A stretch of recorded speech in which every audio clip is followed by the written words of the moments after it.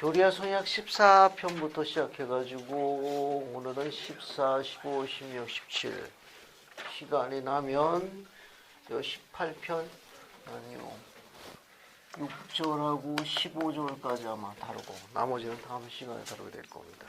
오늘 배우는 이 교리야 성의 이 배경은 교회 초기에 회복의 메시지를 받아들이는 이 특별한 부름을 받은 이 개종자들이 오늘 이야기하는 교회 초창기입니다. 교회가 조직되기 전후하여 이런 특별한 주님의 사업에 부름받은 자들이 주님께서 가장 원하시는 게 무엇인지가 아주 궁금했어요. 주님께서 뭘 원하시는지 그런 자들에게 복음을 받아들이는 교회 초기, 회복된 교회 초기에 부름받은 자들이 주님께서 원하시는 것이 무엇인지 그걸 알기를 원했습니다. 그때 주어진 계시가 교리야 성약 4편, 6편, 11편, 12편, 14편부터 16편까지 이게 다 연관이 되는 거예요. 13편은 아론 신권 회복에 관한 거고. 그래서 여기 나와 있는 이 성구가 뒤에도 거의 반복되어 있습니다. 거의 반복되어 있습니다. 이 성구들은 초기에 회복의 메시지를 받아들인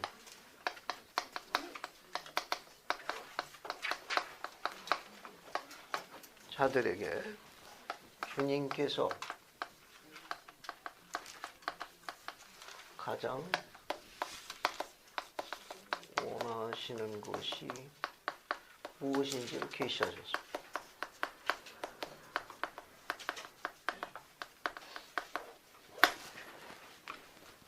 예전에 공부했던 이게 4편 1절부터 6절에 나와 이 성구가 계속 반복되고 있습니다.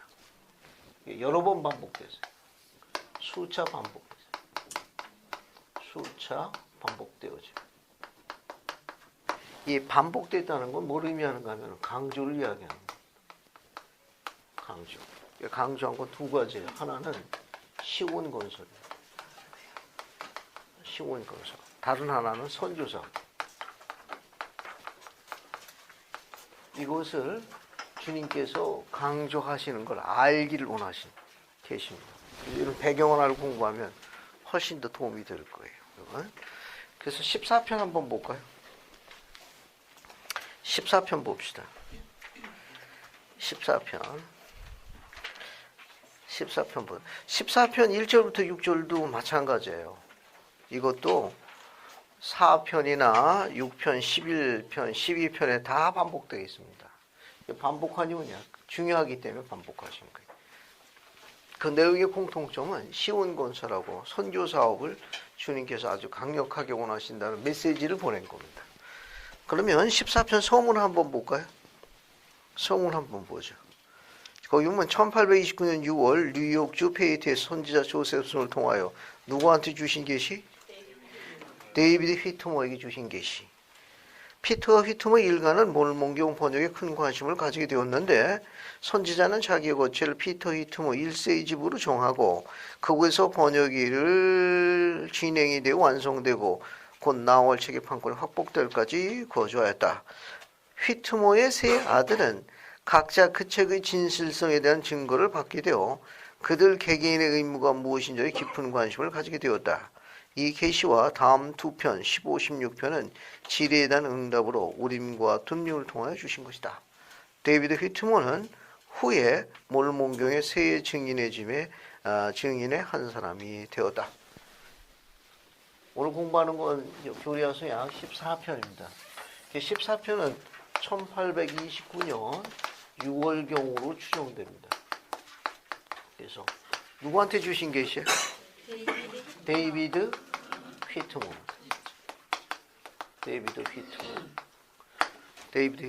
데이비드 휘트머는 몰몬경의 새 목격자 중에 한 사람이에요.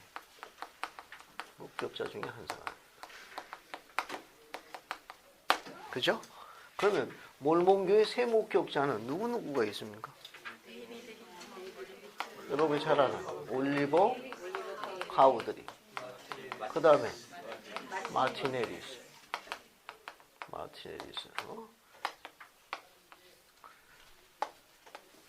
올리버 카우드리는 뭘로 봉사했죠? 몰몬경 번역에 대해서 서기.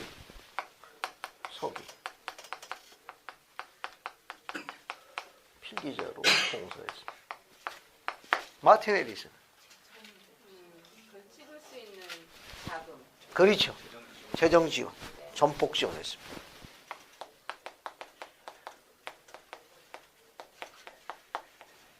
재정적인 지원.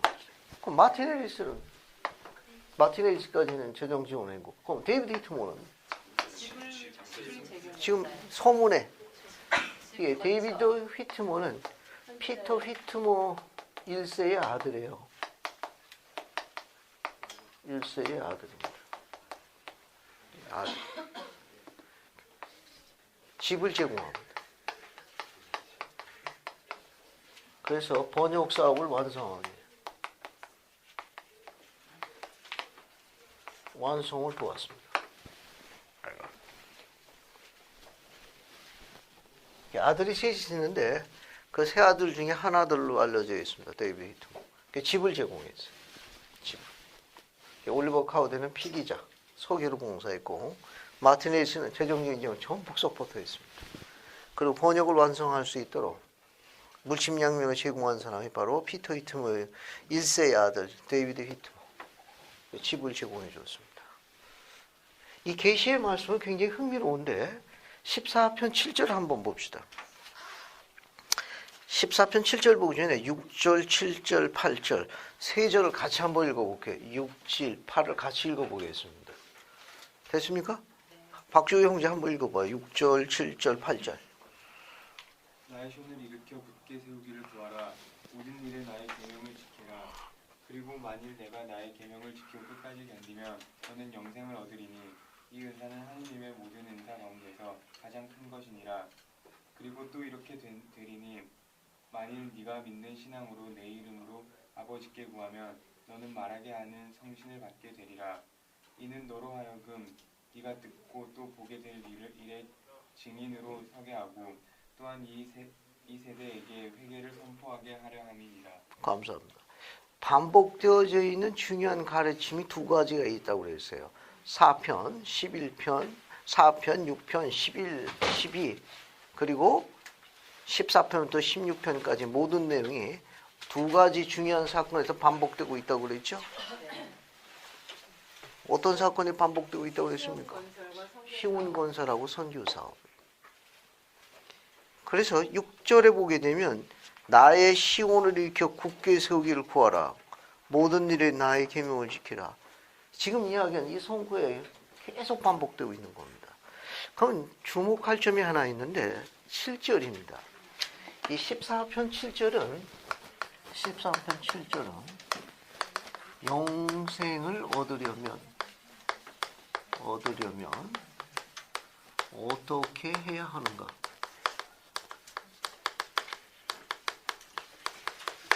회복된 게 초기에 이 부름받은 자들이 신앙의 뿌리가 약했어요. 아직 영물질 못했습니다. 그들에게 하나님처럼 삶을 살기 위한 그 영생을 얻기 위해서는 어떻게 해야 하는가? 왜냐하면 하나님께서 인간들에게 줄 수 있는 선물 중에 가장 큰 선물, 즉 이 영생은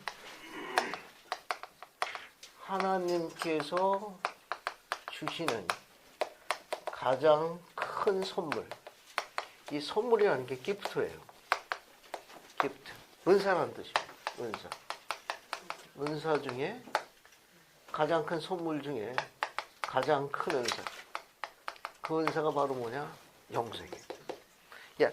인간이 지상에서 사는 인간이 하나님도 받을 수 있는 가장 큰 은사, 그 선물이 뭐냐? 바로 뭔가 하면 영생을 얻는 거예요. 어떻게 오늘 안 보입니까? 오늘 필기해야 되는데. 거기 애기 엄마. 애기하고 같이 왔으면 책임 먼저. 이순점이 어디로 갔어? 응? 필기해야 되는데. 이반에 필기자가 지금 자리가 안 보이네. 자, 다시 원점으로 돌아가겠습니다. 그러니까 그 영생을 얻기 위해서 어떻게 해야 하는가? 이 계속 반복되는 겁니다. 어떻게 이야기했죠? 영생을 얻으려면 어떻게 해야 한다고 이야기했습니다. 잘 보세요. 거기에 계명을 지킨다. 앞에 어떤 소유격이 들어가 있죠? 나의 계명을 지켜. 첫 번째, 나의 계명을 지키고. 두 번째는 끝까지 견딤. 견디는데요. 어떤 부사구가 붙어 있죠? 끝까지. 끝까지 견딘다. 오늘 배우는 하이라이트는 요 성구의 이 내용입니다. 이게 나의 계명을 지키고 견디는데 어떻게 견뎌야 된다? 끝까지 견뎌야 된다. 오늘 이거 좀 연구 좀 한번 해봐야 되겠어요. 끝까지. 한번 봅시다.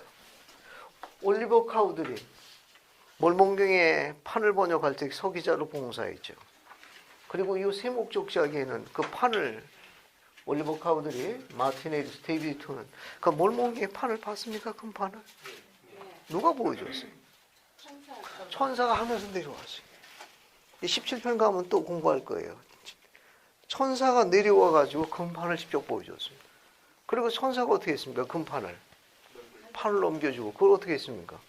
눈으로 보고 또 어떤 특권을 향유했죠? 천사를 보고 천사가 판을 보여주고 천사가 넘기는 걸 보고 또 그것이 참되다는 걸 느꼈습니다. 또 어떤 특권도 향유했죠? 지금 하고 있는 이것이 참되다는 걸 증언하라는 모두 들었어요. 하늘의 음성도 들었어요. 그런데 이 영화로운 축복과 은혜를 받은 이 세 분이 교회 끝까지 남았나요? 그러면 나갔다 들었다 들날라 했어요?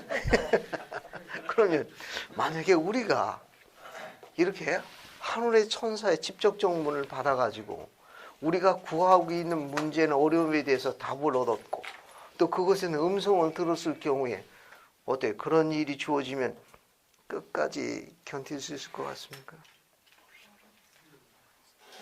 어떻게 생각하세요? 지금 답답한 게 많아. 상처받는 것도 많고. 우리나라 사람들 이야기하는 것 중에 화병도 도지고 열이 슬슬 오르고 그러는데 이런 여러 가지 답답하고 여러 가지 풀리지 않는 많은 거에 대해서 그 문제에 대해서 직접적인 방문을 통해 가지고 말씀을 듣고 그것에 대해서 우리의 직접적인 시연과 방문과 가르침을 받는다면 끝까지 견딜 수 있겠느냐 하는 거예요. 하나 따져봅시다. 올리버 카우들이 끝까지 견뎠나요? 파문당했습니다. 10년 뒤에 돌아왔어요. 마틴 에디슨 역시 파문당했습니다. 나중에 돌아왔어요. 데이비드 히트모 파문당해가지고 결코 안 돌아왔습니다. 그죠? 교회의 충실성은 그래요. 주목할 필요성이 있습니다. 그러면 몰몬경의 세목자서, 몰몬경의 참대에 대한 증언을 한 부분에 대해서는 부인했습니까? 아니요. 부인 안 했습니다. 마틴 에리스 부인 안 했습니다. 데이비드 투모 부인 안 했어요. 그러나 교회의 충실성에 관한 한 올리버 카우들이 마틴 에리스, 데이비드 히트모 다 교회를 떠났다가 올리버 카우들이와 마틴 에리스는 다시 되돌아왔습니다만 데이비드 히트모는 끝까지 돌아오지 않았어요. 따라서 교리학성역 14편 7절에 주어진 이 말씀은 우리 모두에게 적용되는 겁니다. 주님께서 영생을 얻으려면 첫 번째가 뭐예요? 나의 계명을 지키고 뭐라는 겁니까? 끝까지 견뎌야 끝까지라는 단어를 위해서 여러분은 어떤 뉘앙스가 떠오릅니까? 앞에 계명을 지키는 건 뭐 쉽게 이해할 수 있고 그 다음에 끝까지 견딜 때 끝까지 하니까 뭐가 떠오릅니까? 뭐 어떤 뉘앙스가 다가와요 여러분한테? 끝까지라는 단어가 여러분에게 어떻게 다가옵니까? 죽을 때까지. 물론 죽을 때까지. 또 어떤 뉘앙스가 떠오르죠? 감독님. 어떠한 상황이 오더라도. 감사합니다. 어떠한 상황이 오더라도 견딘다. 좋습니다. 한화대 감독님이 간증 시간에 하신 간증이 굉장히 감동적이었습니다. 저희 가정의 방 올 때 그거 가지고 이제 디스커션을 했어요. 알래스카의 술록 이야기를 하셨습니다. 사슴 이야기. 예, 알래스카의 그 사슴이, 예, 술록이라는 사슴이 많이 있었는데 그 천적이 늑대라네. 늑대가 하도 잡아먹으니까 이게 술록이 스트레스를 받는 거예요. 짜증나지. 괴롭히니까. 낮은 편습력, 갈구는 존재가 있어가지고 수가 줄기 시작했습니다. 뜻 있는 사람들이, 동물 보호자들이 그거에 대해서 연구 결과 해가지고 아주 천적인 늑대를 다 그냥 쓸어버렸습니다. 사라지게 했어요. 멸종을 시켰다고 합시다. 그러면 술록이 오래 살아야 되는데요. 제명이 못 살더라는 거예요. 아니, 늑대가 있을 때보다 수가 더 늘어나야 되는데 그렇지 않은 현상이 벌어졌습니다. 늘기는커녕 제명이도 못 살게 돼. 수가 자꾸 줄어들고 있어요. 그래서 보호자들이 전문가를 초면서 살펴봤더니 중요한 보고서가 작성됐습니다. 이 술록들이 늑대가 사라지니까 스트레스를 안 받아가지고 오늘날 현대인이 갖는 과부하고 비만, 동맥경화, 알겠습니까? 당뇨, 뭐 이런 게 올라가지고 제명에 못 살고 이제 일찍 죽게 됐습니다. 그래서 부득이 술록을 보존하기 위해 가지고 늑대를 직수입했더니 잘 보존됐답니다. 하나님께서 하신 말씀 중에 범사에 상대가 있다는 건 굉장히 흥미로운 얘기입니다. 그 술록도는 늑대가 있어야만 운동하는 거예요. 뛰어야 돼. 부모 사슴들은 새끼 사슴들에게 평소에도 운동시켜야 돼요. 그리고 훈련해야 합니다. 생존 기술에 대해서. 영적인 것도 마찬가지입니다. 끝까지 견딘다니 끝까지라는 말은 똑같이 적용됩니다. 그런 동요나 갈등이나 스트레스가 없는 걸 이야기하는 게 아닙니다. 우리가 그리스도를 따르겠다고 성약을 맺으면은 그리스도를 따르는 자, 추종자를 해가지고 뭐라고 부르죠? 그리스도를 따르겠다고 우리가 성약을 맺게 되면 그리스도를 따르는 자를 뭐라고 부릅니까? 성도라고 부릅니다. 그게 성도라가 불리운다는 것은 그런 제약과 규칙과 동요나 갈등이 없는 상태에서 편안함을 보장하는 게 아니라는 거예요. 그러니까 편리함과 성향을 맺는 게 아닙니다. 주님께서 걸어갔던 길을 우리로 걸어가는 걸 의미하니까 주님이 지상에서 편하게 사셨나요? 아니요. 불편하게 하셨습니다. 그러니까 성약이라는 건 불편함과 약속하는 거예요. 대신 그 안에 천사가 수종 들어올 때까지 오는 독특한 축복을 감춰 놓으셨습니다. 때로는 육체적인 만족을 멀리해야 되는 불편함이 있습니다. 어떤 때는 물질적인 만족이 없이도 아무 없이 생활하에는 서글픔과 답답함도 있을 수 있습니다. 육체적인 만족, 때론 내가 가고 있는 이 길이 영적인 확신으로 차고 넘치는 충만함이 없을 수도 있습니다. 삶의 질을 향상시키는 물질적인 보상이 없을 수도 있습니다. 때로는 아무것도 없이 생활할 수도 있어요. 그렇다 하더라도 계명을 지키고 끝까지 견디면 천사가 수종드는 특별한 순간을 경험하게 되는데 그때 거듭나는 거예요. 마태복음 4장 11절 한번 가볼까요? 마태복음 4장 11절 한번 가봅시다. 마태복음 4장 11절. 우리가 갖고 있는 마태복음 4장 11절에 뭐라고 되어 있나 한번 찾아봅시다. 찾았습니까? 자, 한번 읽어보겠습니다. 김종희 자매님, 네. 4장 11절 한번 읽어보시겠습니까? 이에 마귀는 예수를 떠나고 천사들이 나와서 수종됩니다. 감사합니다. 덮지 마세요. 이 사건은 여러분 예수님께서 광야에서 40일 동안 금식하시고 또 기도하셨죠. 이 사건은 침례 받은 직후에 있던 사건이에요. 다시 보세요. 거기 4장 1절 보면 그때 예수께서 성령에 이끌려 마귀에게 시험 받으러 광야로 가서 그때라는 건 앞에 마태복음 3장 13절부터 17절까지 사건인데 이게 침례받은 사건입니다. 그러니까 이 사건은 침례받은 직후에 일어난 사건이에요. 그러니까 침례받은 직후에 예수님이 광야로 가신 거는 마귀에게 시험 받으러 간 게 아니고 하나님과 함께서 가는 사건이 맞아요. 이건 번역이 오류입니다. 그러니까 왜곡된 거예요. 그러니까 예수님께서 광야로 가신 것은 하나님과 함께하기 위해서 광야로 가신 것이지 마귀에게 시험 받으러 가신 건 아니에요.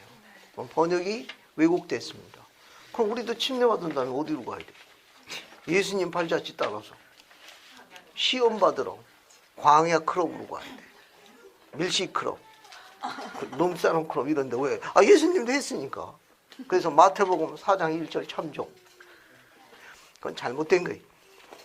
근데 광야에 가셔가지고 하나님과 함께하기 위해서 주님께서 하신 모범이 뭐냐? 금식하시고 기도하신 거예요. 또 그분과 대화했습니다.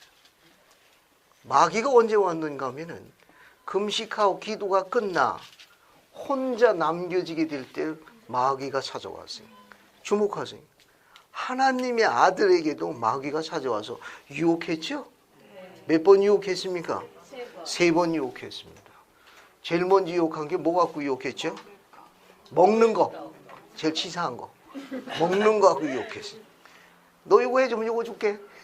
먹는 거. 두 번째는 뭐 갖고 시험했습니까? 영적인 거 갖고 시험했어요. 뛰어내리면 하나님께서 도와주는 한번 해보라고 그랬죠? 뛰어내리면 예수님의 생애가 바뀌었을지도 몰라. 주목하세요. 영적인 거, 영성은 하루아침에 안 되는 거예요. It takes time. 시간이 걸리는 겁니다. It needs time. 시간을 필요로 해요. 영성은 절대로 하루아침에 되는 게 아닙니다. 영성은 노력해야 돼요. 노력하지 않으면 아무것도 얻을 수 없습니다. 주목하십시오. 주님도 그렇게 하셨어요. 그러니까 영적인 것은 노력을 필요로 합니다. 더 정확하게 이야기하면 영적인 거 안에는 하나님을 아는 거, 선지자들이 알았던 거, 복음이 참되다는 거, 몰몬경이나 교리화성이나 오늘날 가르쳐진 이런 메시지가 참되다는 걸 알기 위해서는 뭐가 필요하냐? 시간이 필요해. 노력해야 돼. 노력하지 않으면 성취할 수 없습니다. 세 번째 유혹이 뭐죠? 뭐 갖고 유혹했습니까? 천하를 명예. 자, 오늘날 가장 치명적인 것 중에 하나가 뭐냐면 끝까지 견디는 거, 끝까지 견디지 못하게 하는 요소 중에 하나가 뭐냐? 이 물질적인 거예요. 세 번째는 뭐냐면 돈 문제예요. 마귀가 예수님을 돈으로 매수하려는 장면이에요. 그러니까 영적인 거는 쌓기는 힘들어도 무너지는 건 하루아침입니다. 그 중에 하나가 뭐냐? 인간관계에 의한 돈 문제. 예수님도 돈으로 매수하려고 했어요. 제일 치사한 거죠. 이거 더 치사해. 오늘날 가장 고약한 것 중에 하나가 바로 이겁니다. 그러면 조금 정리해 보죠. 앞에 보세요. 자, 이 유혹을 다 극복하셨습니다. 그러면 마태복음 4장 11절 뭐라고 되어 있죠? 마귀가 예수님을 떠나고, 그죠? 거기에다 밑줄 치세요. 마귀는 예수를 떠나고다 밑줄을 치고 누가복음 4장 13절로 하나 쓰십시오. 여기 옆에다가 누가복음 4장 13절을 뜨세요. 이 성구 두 개의 차이점이 있습니다. 앞에 보세요. 이 4장 11절은 여기 보면 천사가 수종 들었다고 표시되어 있는데 누가복음 4장 13절에는 이 기록은 없고 다른 부사구가 하나 들어가 있습니다. 한번 보세요. 누가복음 4장 13절 보세요. 이해은자면 한번 읽어봐요. 4장 13절만. 마귀가 모든 시험을 다한 후에 얼마 동안 떠나니라. 주목하세요. 완전히 떠났습니까? 얼마 동안 얼마 동안. 얼마 동안. 이 영문이 for a season이에요. for a season. 이 문장은 for a while하고 같은 관용구예요. 잠시 동안, 얼마간 그런 말이에요. 그러니까 악은 여건만 되면 반복해서 옵니다. 잠시 떠난 거예요. for a season. 요즘 우리가 이야기하는 드라마, 미드 드라마를 하는 것도 시즌 1, 시즌 2, 시즌 4 쭉 나오잖아요. 마귀도 어때요? 시즌 1, 시즌 2 해서 장면을 바꿔서 나타나는 거예요. 주목하십시오. 14편 7절은 시사하는 바가 많은 성구예요. 왜냐하면 주님께서는 중요한 겁니다. 새 견증자라고 알려진 이 사람들에 대해 가지고 너희가 영생을 얻고자 하면 나의 계명을 지켜 끝까지 견디라고 이야기했습니다. 이 세 사람 교회의 충실성에 대해서 주님께서 알고 계셨습니다. 우리가 갖고 있는 경전에 하나님은 우리를 굽어보시고 라는 표현이 있죠. 우리 경전에 보면 하나님께서는 우리를 굽어 살피신다라고 이야기하는데 그 뜻이 무슨 뜻입니까? 하나님은 우리를 굽어 살펴보신다. 어떤 뜻이죠? 우리를 지켜보고 계시다. 지켜보고 계시다. 감사합니다. 이 말은 우리의 생각과 의도나 상태를 다 알고 계시다는 뜻과 같습니다. 엘마서 18장 32절로 갑니다. 엘마서 18장 32절로 갈게요. 정상호 형제님 찾아가서 한번 읽어보겠습니까? 이거는 암몬이 느헤미야 왕 라모나에게 한 말이에요. 한번 들어봅시다. 엘마서 18장 32절. 이 암몬이 이르되 그러하니 또 그는 사람의 자녀들을 모두 다 굽어보시며 마음의 생각과 의도를 다 알고 계시니 이는 태초부터 그들이 다 그의 손에 창조되었음이니라. 감사합니다. 거기 나와 있죠. 암몬이 설명해 있습니다. 하나님은 우리를 굽어 살펴보시나니, 굽어 보신다는 건 뭐냐? 우리의 생각과 의도와 상태를 다 아시나니 그런 말. 다 아시나니 그런 말입니다. 자, 그러면 우리는 또 다른 부분에 가가지고 한번 정리해 보겠습니다. 우리가 갖고 있는 호세아서 4장 1절, 4장 6절도 같이 볼게요. 호세아서 4장 1절, 6절을 같이 봅시다. 호세아서 여러분 구약 성경에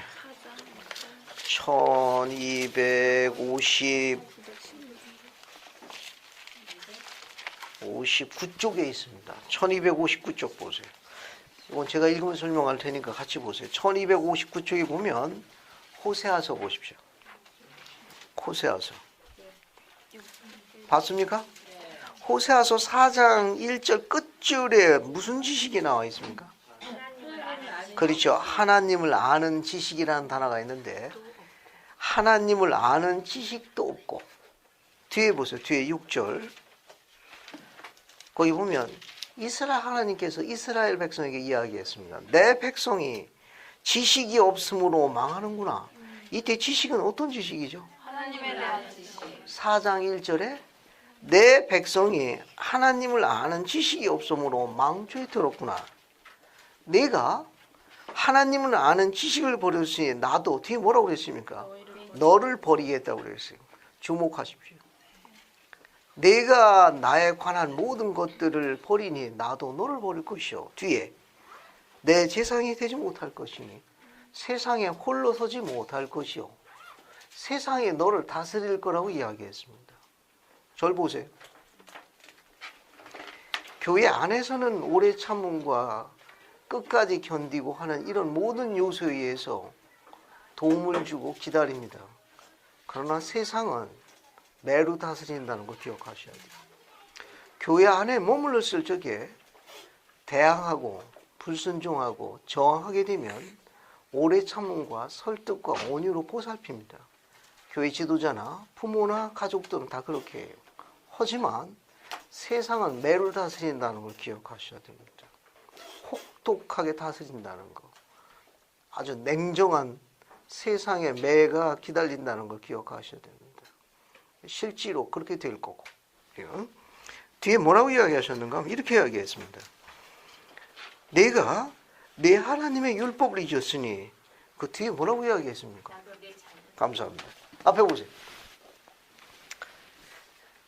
본인이 불순종했으니까 본인만 매를 맞으면 다행인데 어디까지 연장됩니까?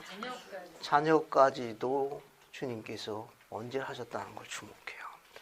역으로 충실하고 끝까지 견디면 천사가 누구까지 수종 들어줍니까? 자녀까지 지켜준다는 거예요. 주목하셔야 됩니다. 그러니까 내가 하나님을 아는 지식이 없으므로 네가 망초에 들었구나. 그럼 그렇게 하자. 네가 나를 버렸으니 나도 너를 버릴 것이요. 결코 네가 세상에서 홀로 서지 못할 것이라.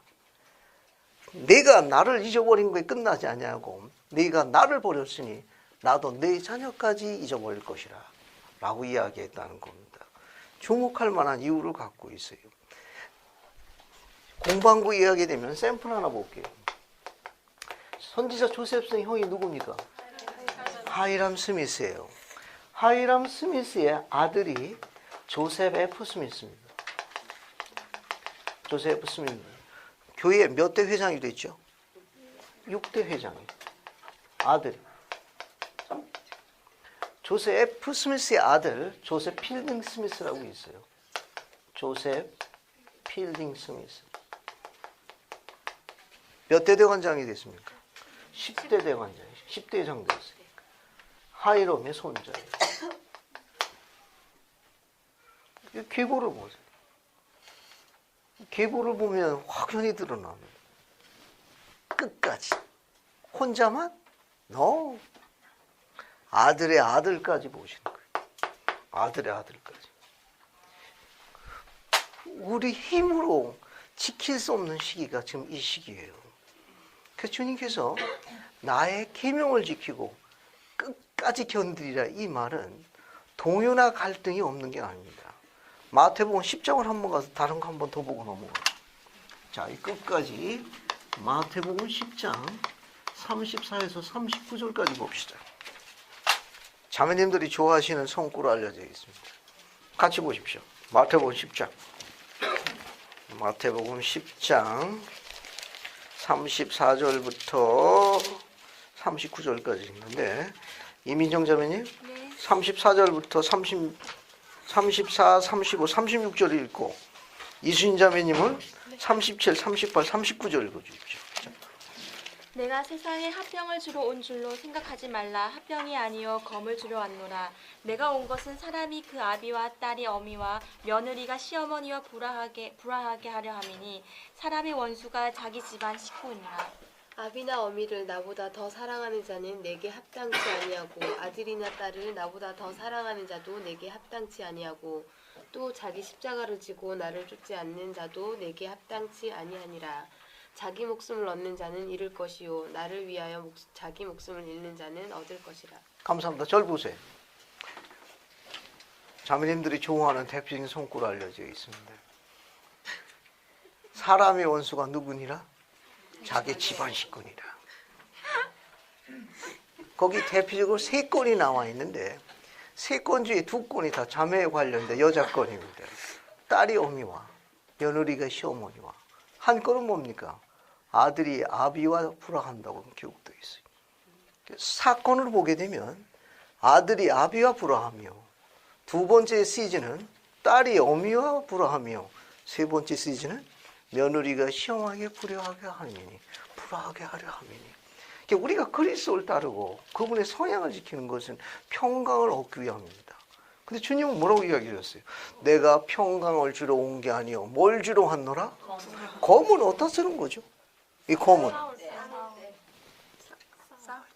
싸울 때 검을 좋아하시니까 굉장히 행복해 하시는 겁니다. 자, 이 검은 상처 주는 도구입니다. 내가 너에게 평강을 주려 온 게 아니요 상처를 주려 왔으니 그가 누구요? 아들이 아비를 상처 주고 딸이 어미를 상처를 주고 며느리가 시어머니를 상처 주게 하면이 이게 어찌 되냐는 겁니까? 아니 그런 평강 얻으려고 교회 열심히 다니고 끝까지 견디는 건데 아들이 아비를 대항하고 딸이 어미를 거부하며 며느리가 시어머니를 거부하니 이게 어찌 되냐?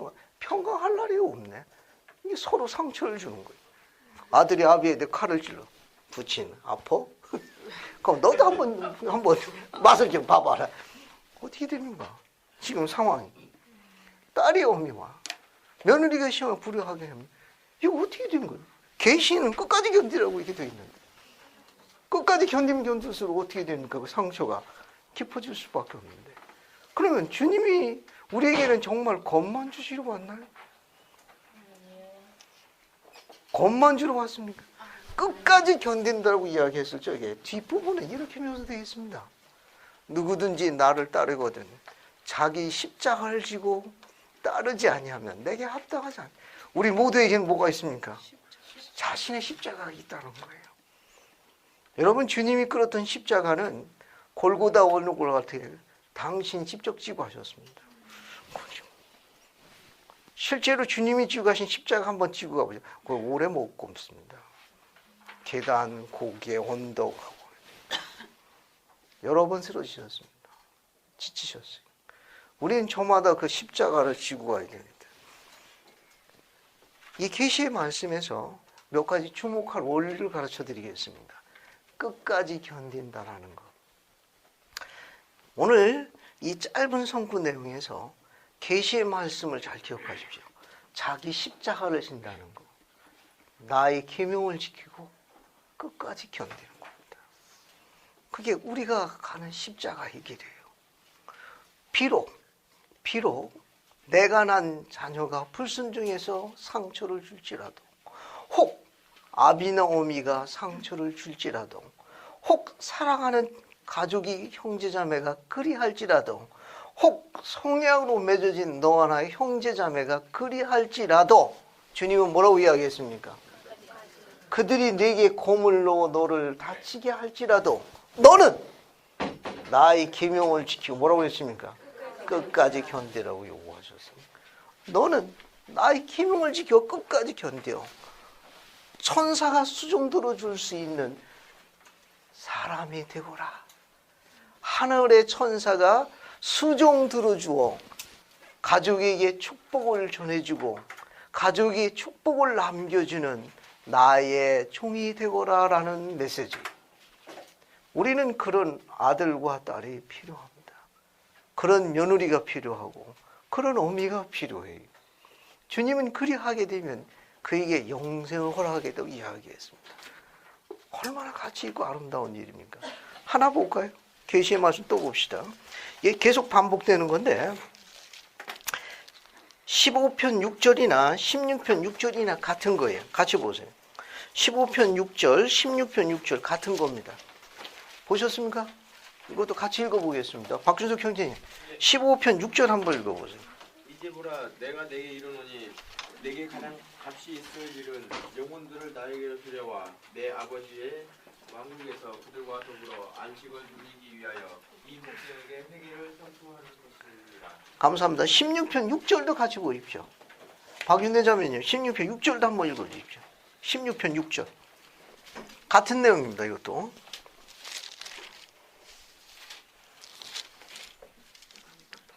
6절 이제 보라 내가 내게 이르노니 내게 가장 값이 있을 일은 영혼들을 나에게로 데려와 내 아버지의 왕국에서 그들과 더불어 안식을 누리기 위하여 이 백성에게 회개를 선포하는 것입니다. 감사합니다. 18편 15절로 갑시다. 전병희 감독님 18편 15절 읽어주십시오.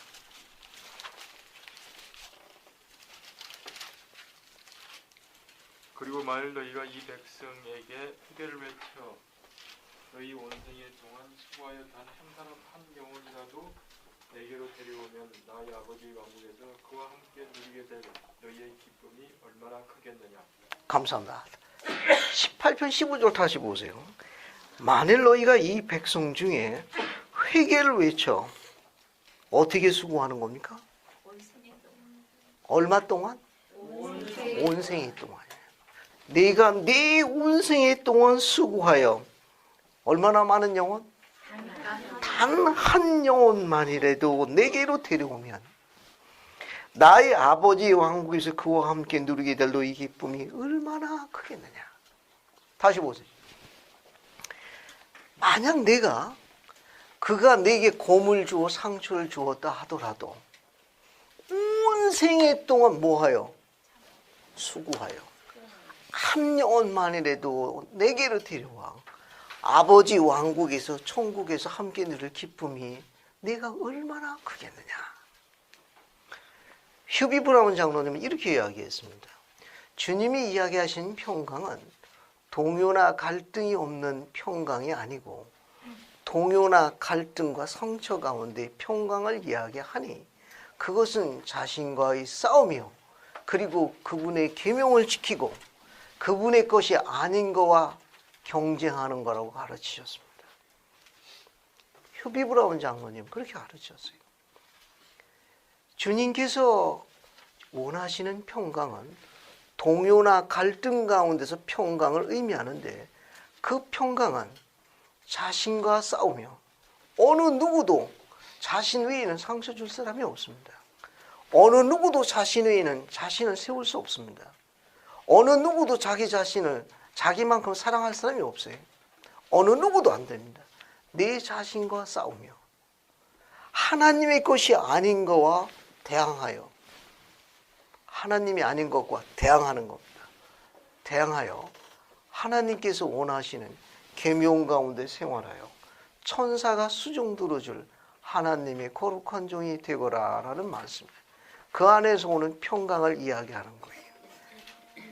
주님께서 다시 이야기했습니다. 내가 온 생애 동안 수고하여 단 한 영혼만이라도 내게로 데려온다면 아버지 왕국에서 그와 네가 누릴 기쁨이 얼마나 크겠느냐. 그러면 옆에 있는 반원길이 생애 동안 수고해서 데려올 단 한 영혼을 추천하라 그러면 누굴 데려갈 건지 서로 의견을 나눠보십시오. 아시겠습니까?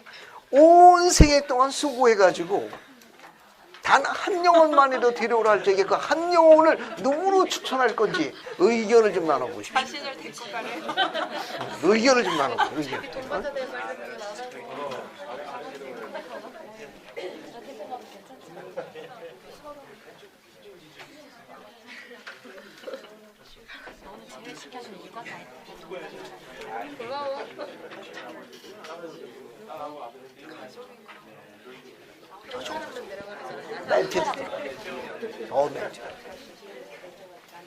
자, 온 생애 동안 수고해서 데리고 가야 할 단 한 영혼을 누구로 추천할 건지 자, 의견을 좀 나눠보세요. 의견. 그게 사랑하는 사람이 될지 왼수 중에 왼수가 될지 한번 의견을 좀 나눠보십시오. 온 생애 동안 수고해서 데리고 갈 단 한 영혼이 누군지 의견을 좀 나눠보십시오.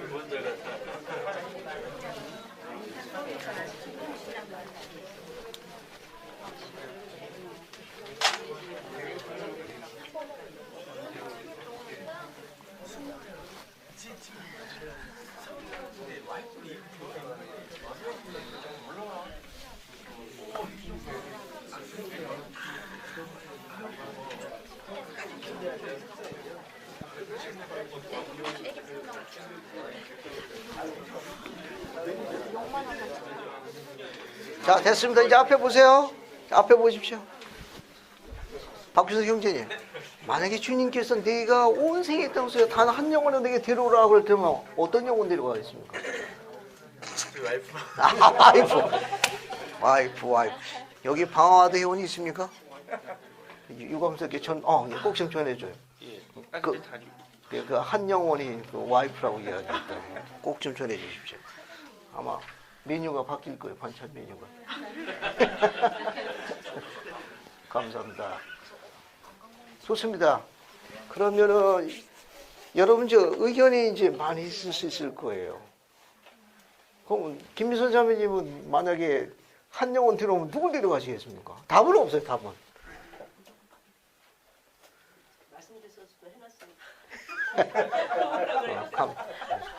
좋습니다. 아마 여러분 생각이 많으면 많을수록 다다 익선이라는 말도 있는데요. 우리 교재에 12사도 정원의 한 형제님이 사도님 이야기한 아주 아름다운 글이 하나 있습니다. 교리학성경 18편 15절에 관한 우리 교재에 나와 있는 인용문 하나 있죠.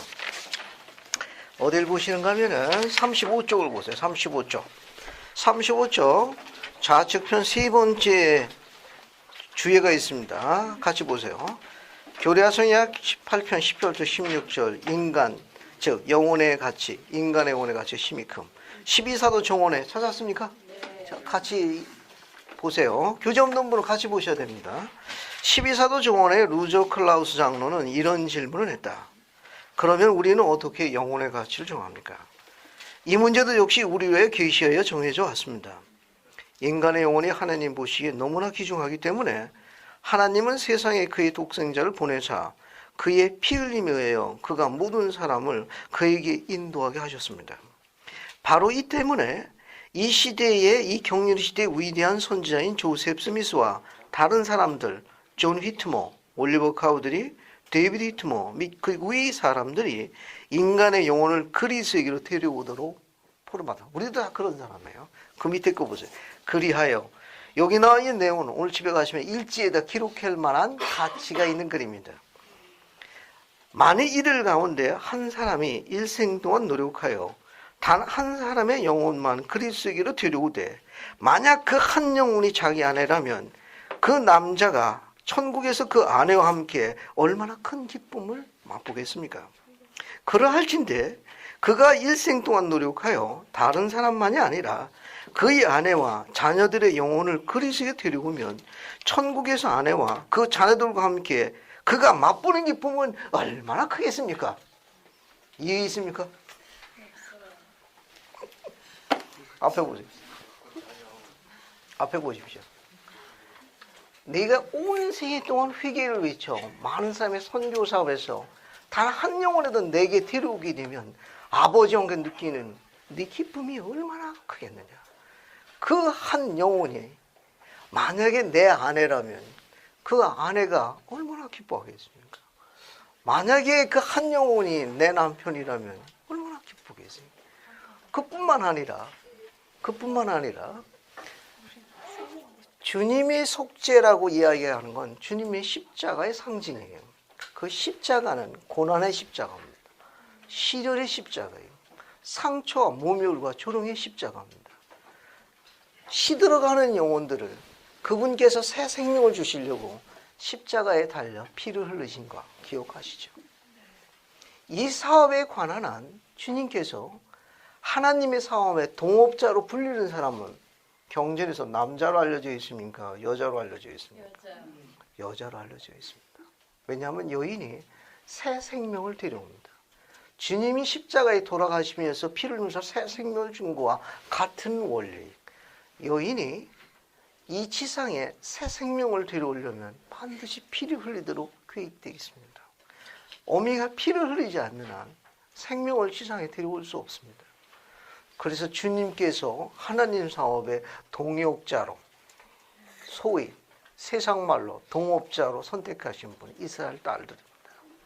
그 딸들이 지상에 사는 삶을 그분이 굽어보고 계십니다. 때로는 아들이, 때로는 딸이, 때로는 시어머니와 이런 아픔 속에 있다 하더라도 주님은 계시하셨어요. 내가 온 생애 동안 내가 수고하여 그 영혼들을 내게 데려오면 그들과 함께 천국에 누릴 기쁨이 얼마나 크겠느냐. 너로 인하여 내 남편과 내 자녀가 혹은 네 아내와 내 자녀들이 너를 복받은 자라고 천사가 수종드는 그날까지 누가 다 찍었네. 빨리 그대 계명을 지키고 끝까지 견디라. 쉽지는 않지만 불가능한 건 아닙니다. 그렇게 하기 위해서는 자신과 싸워야 돼요. 자제력을 기르고 영성을 강화해요. 내게 검을 주는 사람들에서 기도하십시오. 내게 상처를 주어 그들에게 자비의 손길을 내밀 아무런 이유가 없지만 그래도 그를 일으켜 세우는 그 사람이 좋은 사람이에요. 주님은 축복하십니다. 그때 그 사람이 신성하게 되었다, 거룩하게 되었다고 이야기합니다. 물론 주문이 고약한 건 사실이에요. 하지만 주님은 도와주십니다. 또 더 중요한 이야기 하나 더 드릴게요. 왜 그런 걸 계획되어 있느냐, 왜 주님이 그렇게 이야기하시고 그런 원리를 설명하는가 하면은 대를 보주는 것과 관련이 있습니다. 호세하게 이야기해요. 이것이 하나님을 아는 지식이라는 겁니다. 내가 하나님의 지식이 없으므로 내가 망주에 들었구나. 즉 내가 나를 기억하지 못하니 네 자녀도 너를 기억하지 못할 것이니 네가 죽으려고 작정했구나, 그런 말입니다. 세상에서 가장 아름다운 단어 중에 하나는 기억이라는 단어입니다. 기억해야 감사함과 관련이 있습니다. 기억하지 못하는 건 감사할 줄 모르는 사람이고, 그런 사람은 대단히 유감스럽지만 데이트 신청하면 데이트 받아주면 안 돼. 나중에 삶이 쉽지 않습니다.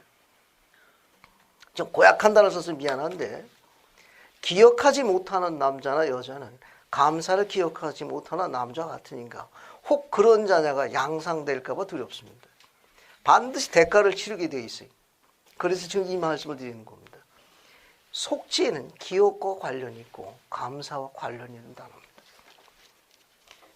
윌포드 회장님은 이렇게 이야기하셨어요.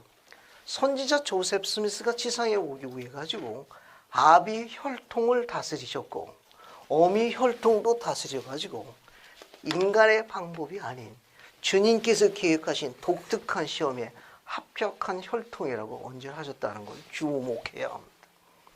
그러니까 아까 조금 전에 이야기했듯이 어느 한 감독님의 말씀대로 술록이 정상적으로 몸매를 유지하기 위해서는 뭐가 필요합니까? 영적인 늑대가 필요한 거예요. 오히려 그것을 감사하십시오. 오히려 시련과 역경이 없으면 환난 뒤에 오는 주님의 손길을 절대로 느낄 수가 없습니다. 불가능해. 그것은 주님의 계획입니다. 그가 신앙을 가지면 그 시련과 역경이 축복으로 전환되지만 신앙을 잃게 되면 고통과 원망만 남을 뿐이에요. 발전할 수 없습니다. 이게 그분의 계획입니다. 그래서 계명을 지키고 뭐라고 그랬습니까? 끝까지 견딜 것을 요구했습니다. 언제까지? 천사가 수종들을 때까지. 잠시 상상해 보십시오. 천사가 수종들은 내 아버지, 상상만 해도 어때요? 그런 아버지가 경전이 있나요? 엘마서 27장으로 가보겠습니다. 엘마서 27장으로 가보겠습니다. 자, 엘마서 27장, 모사야서 27장입니다. 모사야서, 정정합니다. 모사야서 27장 보세요. 27장 11절부터 보십시오. 제가 읽으면서 설명하고 뒤로 넘어갈게요. 자, 엘마서가네. 모사야서 27장 11절부터 보겠습니다. 그래서 14절까지 한번 읽어볼게요. 같이 보세요.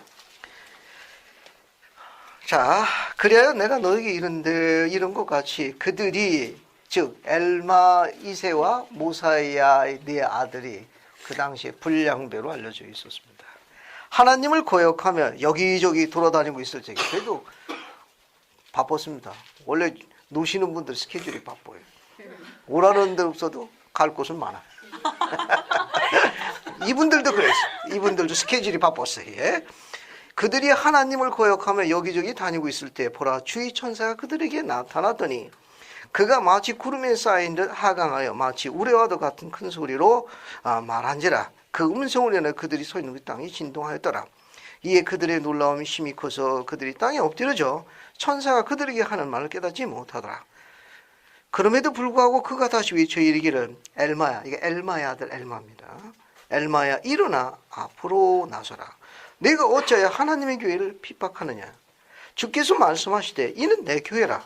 내가 이를 세우리니 내 백성의 범법이 아니고는 아무도 이를 전복하지 못하려 하셨느니라. 14절 잘 보세요. 또 천사가 다시 이르되 보라, 주께서 그 백성의 기도와, 그 뒤에 뭐라고 되어 있죠? 네 아비인 그 종, 하나님의 종 엘마의 기도 간구를 들으셨으니, 천사를 지상으로 끌어온 한 아비가 실존 인물로 경전에 기록되어 있습니다. 이는 그가 내게 관하여 즉 자기 아들이 진리의 지식으로 인도되기를 많은 신앙으로 기도하였느니라. 이러므로 내게 하나님의 권능과 권세를 깨닫게 하여 그 종들의 기도가 즉 그들의 신앙에 따라 아비의 기도가 아비의 신앙에 따라 응답되게 하는 목적으로 내가 네게 왔느니라 하시니라. 절 보세요. 앞에 보세요. 천사는 엘마에게 이야기했습니다. 엘마야, 네가 귀여워서 온 게 아니다. 착각하지 마라. 내 아비, 너의 부친 하나님의 종 그의 간구를 들으시고 그가 내게 구속주에 이르는 진리에 관한 지식을 깨닫게 하여 수많은 나날, 수많은 나날을 신앙으로 하나님께 간구하여 하나님의 부르심을 받아 내가 네게 찾아왔노라 라고 명한 메시지가 있습니다. 우리는 그렇게 할 수 있습니다. 지금 이야기한 이 기록은 시사하는 바가 많습니다. 오히려 이와 같은 부분들이 주님께 쓰시는 방편이 굉장히 재미있습니다. 주님께서는 인간의 범법을 때로는 하나님의 크신 목적을 성취하는 수단으로 쓰시는 그분의 지혜를 갖고 있습니다. 그러니까 때로는 인간의 범법이 하나님의 일을 수행하는 크신 목적의 도구로 사용하기 위하여 쓰시는 그분의 깊은 지혜를 갖고 있습니다. 사도 바울도 그리했으며 엘마 1세, 엘마 2세, 모사의 내 아들 다 같은 케이스입니다. 그러니까 때로는 인간의 범법이 하나님의 왕국의 크신 목적을 성취한 도구로 쓰이기 위한 독특한 그분의 계획 중에 하나로 알려져 있습니다. 뒤에 보세요. 27장 32절, 33절 한번 볼게요. 자, 몇 절만 읽고 마치겠습니다. 뒤로 넘어갔습니다. 거기 32, 33, 그 다음에 36 한번 보세요. 이제 이렇게 되었나니 이때로부터 엘마가 백성을 가르치기 시작하였고 천사가 나타났을 때 엘마와 함께 있던 날도 그리하여 그들이 그 온 땅 주변을 두루다니면서 온 백성에게 그들이 보고 드는 걸 공포하고 많은 환난 가운데 하나님의 말씀을 전파하며 믿지 않은 자에게 심히 핍박을 받고 그들 중 많은 자들에게 매를 맞았더라. 33절 그러나 이 모든 것에도 불구하고 그들의 교회에 많은 위로를 주었으니 그들의 신앙을 견고하게 하고 오래 참음과 많은 수고로서 그들을 권면하여 하나님의 계명을 지키게 하였더라. 36절 이같이 그들이 하나님의 손에 든 도구가 되어 많은 자들을 진리의 지식에 참으로 그들의 구속주에 대한 지식에 이르게 하였더라. 재밌죠? 이걸 32절 밑에서 세 번째 줄 보세요. 세 번째 줄 믿지 아니한 자 상처를 주는 가족에게 심히 핍박을 받고 그들 가족에게 매를 맞았음에도 불구하고 그들이 가족에게 많은 위로를 주었나니 이렇게 바꿨을 수도 있다는 겁니다. 이렇게 바꿀 수도 있다는 거예요. 14편 7절에 있는 메시지는 굉장히 흥미있고 재미있는 성구입니다. 그래서 주목하셔가지고 한번 생활에 적용할 수 있는 목표로 삼으시면 도움이 될 거예요. 자, 이제 14편 뒤에 있는 거 보세요. 이제 자, 이제 14편 어디를 보시는가 하면은 14편 8절 보세요. 이제 새 견증자, 목격자로 되는 건 무엇으로 인한 거냐? 무엇으로 인함이냐? 만일 네가 믿는 신앙으로 말미암아 새 목격자의 증인으로 선택되는 모든 게 다 신앙과 관련이 있습니다. 모든 게 다. 그 다음 보세요. 그 다음에 10절 보시면 그런즉 나는 나의 복음의 충만함을 거기 뭐라고 나와 있습니까? 이방인에게서 어디에게? 이스라엘 집으로 가져와야 하느니라. 자, 이제 복음의 충만함이 어떻게 되는가 하면은 복음의 충만함이 이방인에게서 어디로 갑니까? 어디로 전달되어져요? 이스라엘의 집입니다. 이스라엘. 그러면 여기 이방인과 이스라엘에 대해서 잠시 공부할게요. 경전 안내서에서 이스라엘 한번 찾아봅시다. 이 경전 안내서에서 이스라엘 한번 찾아보세요. 이스라엘. 경전 안내서에서 이스라엘 한번 찾아봅시다. 이스라엘. 찾았습니까? 239쪽에 나옵니다. 239쪽. 239쪽. 찾았어요? 자, 여기 이스라엘에 대해서 공부합니다. 우리 경제안내서 239쪽에 한번 보세요. 같이 봤습니까? 한 번만 설명 잘 들으시면 돼요. 구약전서에서 주는 이삭의 아들이며 또한 아브라함의 손자는 야곱에게 이스라엘 이름을 주셨다. 창세기 32장 28절, 35장 10절. 자, 첫 번째. 여기 보세요. 첫 번째. 아브라함. 그 다음에 이삭. 그 다음에 어떻게 돼요? 야곱이에요. 이스라엘이라는 이름이 어디서 나오는 거는 아브라함의 손자요. 이삭의 아들인 누구? 야곱을 뭐라고 불렀습니까? 이스라엘로 부른 거예요. 이게 이스라엘에 나오게 된 경전서의 내용은 창세기 32장 28절, 35장 10절에 언급되어 있습니다. 이스라엘 뜻이 뭐죠? 하나님과 겨루어 이긴 자라는 뜻입니다. 우리 자신의 투쟁을 이야기해요. 우리에게 설명치 못하는 답답함, 억색함, 상처 많은 것, 날개를 피지 못하는 그런 억색, 이 모든 것으로부터 이기기 위해서 어떻게 해요? 누구와 씨름을 하는 겁니까? 하나님과 씨름하는 겁니다. 그 제일 중요한 도구가 뭐죠? 하나님께 씨름하는 도구가 신앙의 기도입니다. 기도하십시오. 선지자 조셉이 이렇게 가르쳤습니다. 아침에 일어나서 전능자에게 고개와 무릎을 꿇지 않고 간구하지 않고 하루를 시작하지 않기를 기대합니다. 아침에 시작할 때 전능자에게 무릎을 꿇고 고개를 숙이고 하루를 시작하는 전문자의 도움을 청하는 간구로 시작해야 함을 가르쳤습니다. 어때요? 그렇게 매일 시작하고 있습니까? 가끔 그러면 지금 이야기한 대로 매일입니다. 매일 아침에 제일 먼저 할 일은 적는자 앞에 경건하게 무릎을 꿇고 고개를 숙이고 전능자의 도움의 손길을 오늘 당신의 뜻에 합당하게 살 수 있도록 도와달라는 간구를 함이 옳습니다. 저녁 때는 어떻게 합니까? 같은 방법으로 기도합니다. 오늘 하루가 너무나 피곤했기 때문에 주님의 도움이 필요합니다. 위안이 필요합니다. 그분께 감사 기도를 드리니 옳은 일입니다. 이 두 가지 다 개인 기도는 감사와 밀접한 속성이 있습니다. 개인 기도를 소홀히 하면 감사의 속성을 잊어버리게 됩니다. 아침 저녁으로 개인 기도를 하도록 가르치는 이유 중에는 감사의 속성과 관련이 있습니다. 자, 이제 첫 번째, 이스라엘은 아브라함의 손자에는 야곱에 대한 다른 호칭이에요. 계명이라고, 계명. 이름이 바꿔졌습니다. 야곱이 안 부르고 이제는 뭐라 부를 것이라? 이스라엘 부를 것이라. 두 번째, 이스라엘 이름은 야곱 자신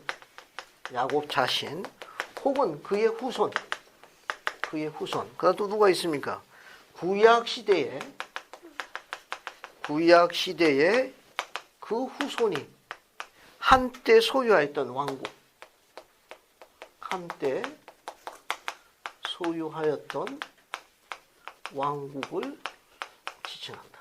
이런 뜻도 있어요.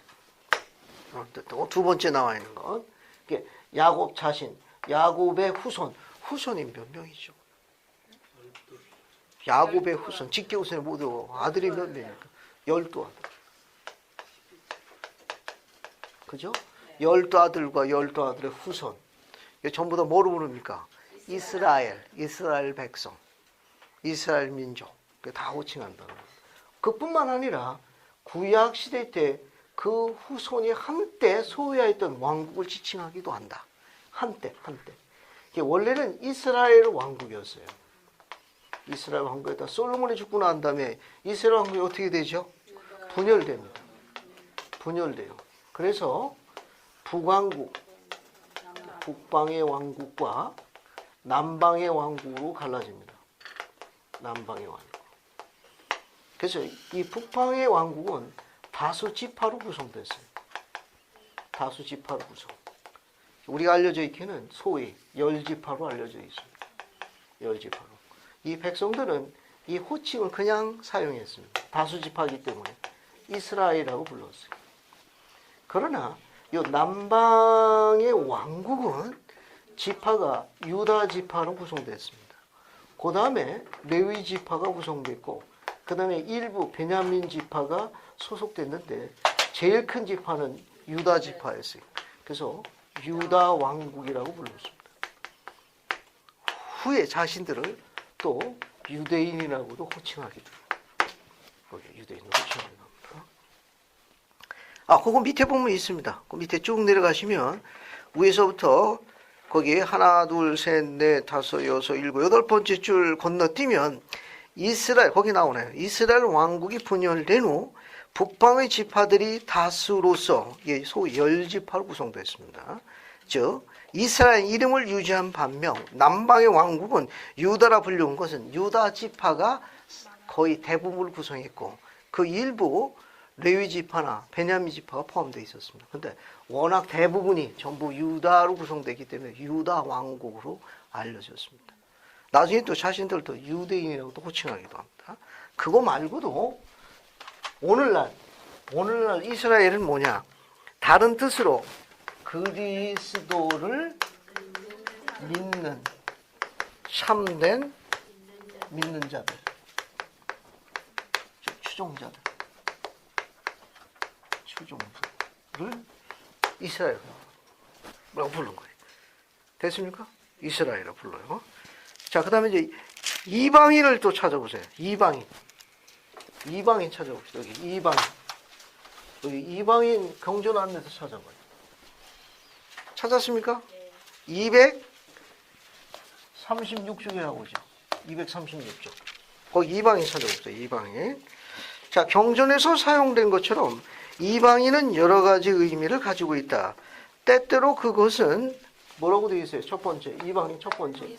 이스라엘 혈통이 아닌 사람.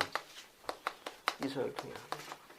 그러니까 여기 나와 있는 대로 여기 야곱 자신과 야곱의 후손이 아닌 사람들. 이거는 이방인이라고 부를 수 있습니다. 그러니까 아브라함, 이삭, 야곱 할 적에 야곱의 12 아들의 후손이 아니라 혈통상으로 이야기한 거예요. 그 혈통이 아닌 사람들은 이방인으로 부를 수 있다. 어떤 때는 뭐라고 그랬어요? 유대 혈통이 아닌 사람도 지칭할 수도 있다. 아닌 사람들. 즉 유대 혈통 아주 순수 지국주의 들어가가지고 순혈주의 들어가가지고 유다 지파가 아닌 사람들을 몽땅 또 뭐라고 불렀어요? 유대인들이 자기들 빼놓고는 다 이방이라고 부르는 경우도 있다. 자, 다른 때는 그 백성들 가운데 이스라엘 핏줄기는 사람들이 있기는 하지나 복음을 갖지 않은 여기 복음을 받지 않거나 갖지 않은 민족 혹은 백성들을 총칭하는 경우도 이방이었습니다. 복음을 받지 않거나 갖지 않은 민족이나 백성 혹은 사람 총칭해가지고 이방이라고 부릅니다. 절 보세요. 이게 오늘날 제일 많이 쓰는 용법이에요. 오늘날. 우리는 입양 형식으로 해가지고 이스라엘 백성으로 아브라함의 후손으로 입양된 사람입니다. 우리는 영적인 의미에서 이스라엘 백성이에요. 그러니까 우리 이웃은 복음을 안 받으렸어요. 그럼 우리는 그 사람들을 뭐라고 호칭할 수 있습니까? 복음을 갖지 않고 있고 받지 않았기 때문에 이방인이라고 호칭할 수 있다는 거. 됐죠? 그런 의미가 있다는 거. 하나 더. 예외적으로 지리적인 면에서 이방인으로 쓰는 용법이 있습니다. 쓰는 용법이 하나 있어요. 지리적인 면에서. 그러니까 구대륙을 기준해 가지고 이 구대륙에 팔레스타인에서 복음이 전파됐습니다. 즉 그리스도의 성역이 이루어졌어요. 이루어졌습니다. 그리스의 성이 구대르게. 이게 지리적인 면에 있어서 그러나 조셉 스미스는 어디에 있습니까? 미대륙에 있었죠. 조셉 스미스 혈통으로 따라 올라가면 이 야곱의 12아들 중에 11번째 아들이 누구예요? 여기 12아들 중에 야곱의 12아들 중에 11번째 아들이 누구예요? 요셉 아니에요. 요셉이 아들이 둘이 있었죠. 큰아들이 이름이 뭐예요? 므낫세. 작은 아들은 에브라임. 장작 상속권이 어디로 넘어가죠? 에브라임 넘어갑니다. 몰몬교에 리하이가 있죠. 리하이는 어느 지파입니까? 므낫세 지파. 리하이와 사돈 관계가 있는 이스마엘은 어디 지파입니까? 에브라임 지파. 몰몬교의 리하이는 평생 동안 어디 살았습니까? 예루살렘에 살았어요. 따라서 리하이는 여기 평생 여기 살았으니까 유대인인 거예요. 내가 떠난 곳에 남은 유대인에게서 내가 떠나왔다는 것은 이런 개념이에요. 그래서 지리적인 면에 있어서 그리스의 복음이 성역을 베푼던 그 땅 외에 다른 지역을 몽땅 이방인 취급하는 용법도 있습니다. 그래서 선지자 조셉은 혈통으로 올라가면 여기 요셉의 후손이에요. 에브라임 지파로 올라갑니다. 하지만 지리적인 면에서 볼 적에는 미대륙 땅, 즉 성역이 베풀던 팔레스타인 이 땅은 이방으로 보는 견해도 있기 때문에 조셉에 의해서 복음이 회복되고 몰몬교에 나온 걸, 몰몬교에서는 이방인에게서 나와 이스라엘에게, 유대인들에게 전해질 것이라. 그때는 지리적 개념 용법도 포함되어 있다는 거. 참조로 알아두십시오. 또 계속 반복될 거예요. 자, 그 정도 보시고 이제 또 뒤로 넘어갑시다. 자, 이제 어디로 넘어가시는가 하면은 14편은 그 정도 보시고 15편 넘어갑니다. 15편 보세요. 15편은 존 히트머에게 줬죠. 15편 보세요. 15편은 존 히트머에게 주신 계시입니다. 그죠? 자, 거기 존 히트머는 8 목격자 중에 한 사람입니다. 맞습니까? 그 15편 서문 맨 밑에 보면 존 히트머는 후에 몰몬교회는 8 증인 중에 한 사람이 되었다. 이 존 히트머는 교회 충실성이 어땠나요? 파문당했습니다. 돌아왔나요? 안 돌아오셨습니다. 자, 보세요. 15편 2절 봅시다. 이는 보라, 내가 네게 날카로움으로 그리고 권능으로 말하노니 무릇 내 팔은 온 땅 위에 있도다. 날카로움이라고 번역되어 있죠? 이게 with sharpness 한 단어인데 분명하게, 명백하게 그런 의미로도 쓰입니다. 내가 분명하게, 명백하게 그리고 권능으로 말하노니 그런 말이에요. 그런 뜻입니다.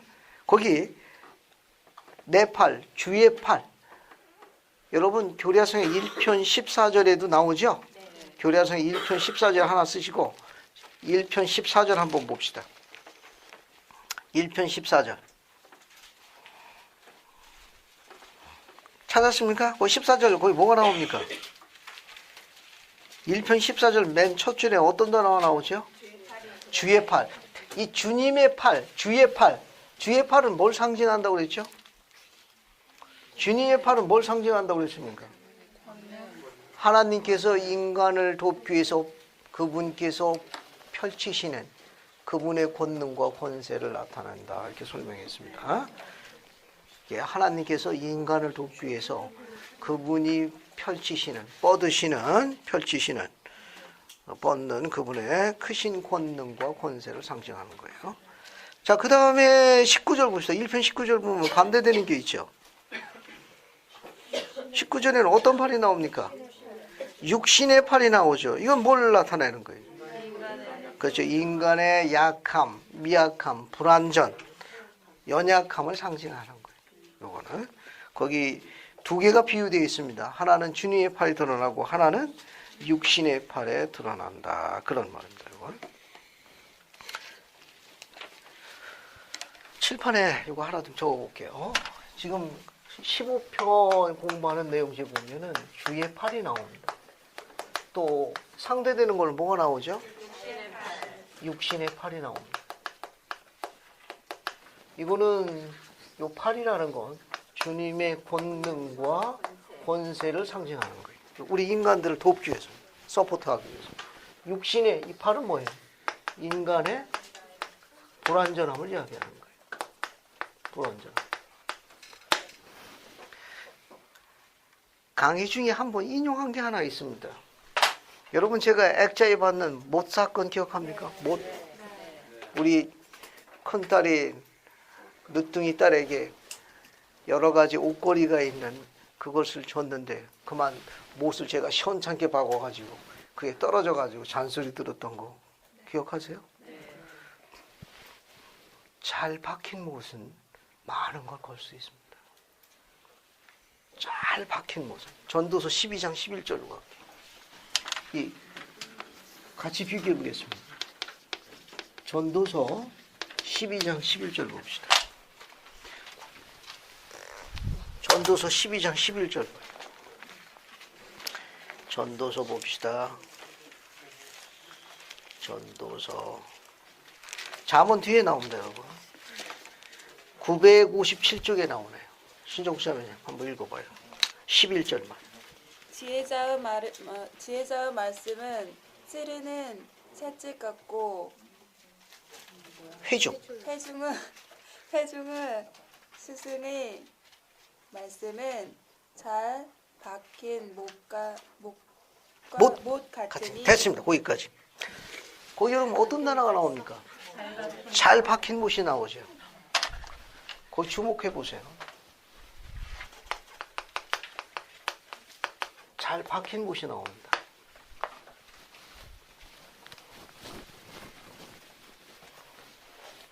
자, 여기 벽입니다.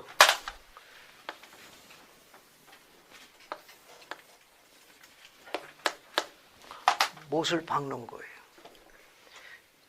이 못을 우리 자녀라고 가정해 보겠습니다. 주님께서 못을 박으실 적에 인간의 팔로 박는 거하고 주님의 팔로 박는 거하고 어떠실 것 같습니까? 어때요? 그냥 한두 번만 박으면 못이 잘 박히나요? 어때요? 오늘 집에 가서 한번 이웃집에서 유부동을 가고 한번 콘크리트 못 좀 한번 박아보시죠. 주님께서 비유하신 이 말씀은 대단히 흥미롭습니다. 회중의 스승의 말씀은 목자의 말씀이니 하나님의 말씀은 그 못이 튼튼하게 많은 걸 걸어도 잘 견딜 수 있는 그런 강도 있는 못으로 박느니라. 그 팔은 주의 팔로 박는 것이 바로 그분의 말씀이라는 걸 상징하고 있습니다. 주님은 우리와 우리 자녀들이 하나님의 말씀으로 박히기를 원하십니다. 그러니까 많은 걸 거시는데 대와 대를 보존하시는 겁니다. 그분이 걸 게 너무너무 많습니다. 우리가 상상도 하지 못했던, 한 번도 그려보지 못했던 많은 것들이 걸리게 되어 있습니다. 잘 박힌 못, 의미심장한 단어 쓰셨습니다. 근데 그 잘 박힌 못을 회중의 스승의 말씀이요, 지혜자의 말씀이라 그 못을 육신의 팔로 박는 게 아니라 주님의 말씀으로 박기를 원하셨습니다. 그렇게 박을 적에 주님이 많은 걸 거신다고 이야기했는데, 그럼 하나님의 말씀은 설명할 수 없는 에너지 파장을 갖고 있습니다. 이 파장은 한 인간의 영혼에 들어가게 되면 그 영혼 안에 그 설명할 수 없는 그 무언가를 그를 깨우게 합니다. 굉장히 파워풀합니다. 한번 더 검토해 보시기 바랍니다. 자, 이제 다시 15편 보죠. 다시 15편으로 넘어갑니다. 다시 15편 보세요. 자, 15편 3절 보세요. 아까 설명한 거 같은 설명입니다. 내가 오직 나와 너 외에는 아무도 알지 못하는 네게 말할 것이라. 엘마서 18장 32절 이야기했죠. 하나님은 우리를 굽어 보신다는 말은 뭡니까? 우리의 생각과 의도와 모든 걸 다 안다고 이야기했습니다. 그래서 기도하는 게 아무리 강조도 지나치지 않습니다. 절 보세요. 절 보십시오. 판권을 제가 갖고 있으니까 인용 안 하시는 게 건강에 좋으실 것 같아요. 제 청소년과 어린 시절 이야기는 하지 않겠습니다. 삶이 쉽지 않았던 것만 이야기 드릴게요. 그냥 위로받지 못하는 삶이라고 설명하겠습니다. 그러다가 복음을 받아들여가지고 제 나이 20살 때 교회를 알았습니다. 그래서 선지자 조셉 스미스가 첫 번째 시연을 본 그 기록이 아주 감동적이었습니다. 그래 너무너무 기뻤어요. 하늘에 온전하신 다른 아버지가 있다는 게 제게는 다른 세상을 보게 했습니다. 저는 아버지가 세상에 한 분뿐인 줄 알았어요. 그런데 세상에 하늘에 온전하신 아버지, 창세전부터 나를 지으시고 보내신 거룩하신 온전한 아버지가 있다는 걸 알았습니다. 침례 받으면 아들이래. 나도 아들이래. 그러고 그 약속으로 매일 성찬으로 다 기억하라고 돼 있더구만. 고도자 시대에 성찬을 먹어도 되지만 성약을 맺지 않으면 의미가 없다는 선교사의 말씀이 엄청 섭섭했습니다. 눈물이 앞을 가리더라고요. 그 당시 70년대에는 저녁에도 성찬식을 했습니다. 예. 성찬식 예배를 2번 한 거 아시면 70년대 성도들이 교회를 처음 갔습니다. 교회를 처음 갔어요. 처음 갔는데 회원은 많지 않았습니다. 자그마한 지부였기 때문에 한 3, 40명도 안 됐는데 그 중학생이 뭘 들고 다니더라고. 전 맨 뒤에 앉아있어요. 근데 나만 빼고 다 주네. 한 번인 줄 알았더니 또 뭘 가지고 와. 근데 요번에도 나만 빼고 다 가. 광고를 드니까 저녁 6시 반에 예배 모임을 또 온다고 그러더라고. 그 저녁에도 또 나타났네. 또 뭐 특히 할 일도 없는 터. 구도자 시절입니다. 저녁에는 반도 안 나왔어. 아침보다도 더 수가 적더라고. 그 중학생이 또 들고 오네. 수가 적으니까 뭔지 포함이 되고 그랬는데 나만 빼고 또 다 가네. 요번에 또 반복하는 거예요. 그래서 뭔가고 들여다봤더니 맹물이야. 들여다봤더니 빵 조각이야. 뭐 큰 것도 아니고. 그 인심이 엄청 사납더구만. 그래도 그 다음 주에 또 나타났습니다. 며칠을 가고 난 다음에 한국인 장로가 그 지부에 왔습니다. 그 한국인 장로한테 물었어요. 내가 교회를 알고 싶은데 가르쳐 줄 수 있겠느냐. 그때부터 공부하기 시작했습니다. 공부를 한 2서너 달 하고 난 다음에 침례를 받았어요. 그때 그 선교사님들이 가르쳐 줬습니다. 하늘에 온전하신 아버지가 계시다는 거. 지금까지 보지 못했던 다른 세상을 보는 순간이었습니다. 그분과 대화할 수 있는 기도라는 게 있다는 걸 알게 되었습니다. 첫 번째 시연에 어린 15살짜리 소년에게 아버지와 아들이 친히 방문했다는 기록을 공부하게 되었습니다. 지금도 기억에 선합니다. 어느 한 늦은 저녁에. 그 장로님들은 제 얘기를, 그 얘기 첫 번째 시간 토론하는 시간인데 판권을 제가 갖고 있으니까 인용하시면 안 됩니다. 기령제님, 뜸을 들여요. 말하세요. 뭐 이렇게 뜸을 들입니까? 사과 아시죠? 사과 알죠? 이 사과가 맛있는지 맛이 없는지 어떻게, 그거 먹어봐야 알죠? 아니, 그거 말고요. 사과를 안 먹고도 맛있다는 걸 어떻게 알 수 있습니까? 그거야. 장로님이 먹고 맛있다고 그러면 뭐 특별한 문제가 없나? 저도 맛있는 거겠죠? 옳거니, 옳거니. 그러면서 정색을 하시더니 첫 번째 시연을 이야기하셨습니다. 지금부터 150년 전 1820년 어느 이른 봄날부터 시작하는 햇빛을 더하는 처음 듣는 이야기였습니다. 그때 설명할 수 없는 감미로움을 맛봤습니다. 한 분이 다른 한 분을 가르치며 이는 내 사랑하는 아내 그의 말을 하는 간증을 들을 때 어두운 저녁이었으나 그 방은 빛으로 가득 찬 것 같은 착각 속의 감미로움에 빠져 있었습니다. 토론이 끝났습니다. 정적이 잠시 흘렀고 장로님은 그 무릎에 주먹을 가볍게 짚고 난 다음에 제게 물어 왜 이 토론에 의해 가지고 이 젊은이가 그리스도 앞으로 갈 것이냐 결정되는 중요한 토론이었습니다. 계령제님은 지금까지 이 첫 번째 시간에 대해서 어떻게 느끼십니까? 라고 질문했습니다.